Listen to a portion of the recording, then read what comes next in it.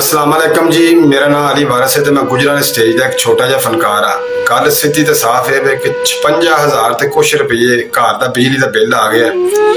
बिजली का बिल जमा कराने वास्ते मेरे को इन्ने पैसे नहीं है। इस वास्ते मैं फैसला किया है कि मैं अपना गुर्दा बेच दियाँ। तो जिस दोस्त नूं, अहबाब नूं, भैन नूं, मां नूं गुर्दे की जरूरत है तो वह मेरे नाल स्क्रीन पर दिते हुए नंबर पर रबता कर सकता है, मेरा गुर्दा खरीद सकता है ताकि मैं अपना बिजली का बिल जमा करा लवां।